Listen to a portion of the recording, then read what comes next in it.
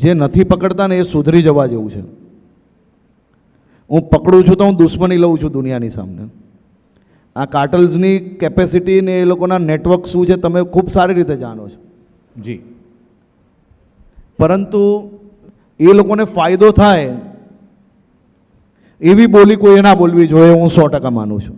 બિલકુલ સાચી વાત. આ રાજનીતિ નથી, આ ગુજરાતના યુવાનોના ભવિષ્યની વાત છે અને તે માટે હું લડી રહ્યો છું અને લડતો રહીશ, જેનાથી જે થાય એ કરી લે.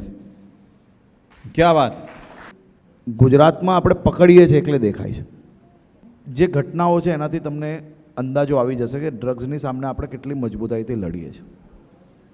ગુજરાત પોલીસે પાકિસ્તાનથી આવતા ડ્રગ્સને બી અટકાવ્યા. ગુજરાત પોલીસે બંગાળના પોર્ટ પરથી બી ડ્રગ્સ પકડ્યું. ગુજરાત પોલીસે પંજાબની જેલમાંથી ચાલતું કાર્ટલ બી તોડ્યું. ગુજરાત પોલીસે મુંબઈ, મહારાષ્ટ્ર, રાજસ્થાન, મધ્યપ્રદેશ અને દેશના બીજા 14 રાજ્યમાંથી સેન્ટ્રલ એજન્સીસ જોડે ડ્રગ્સ પકડવાની કામગીરી કરી. આ જ ગુજરાત પોલીસ જે ગૃહમંત્રી જોડે કોઈનો ફોટો હોય અને એને બી પકડીને જેલના હવાલે બંધ કરવાનું કામ કર્યું હોય ડ્રગ્સ વેચતા, તો એ આપણી ગુજરાત પોલીસ છે.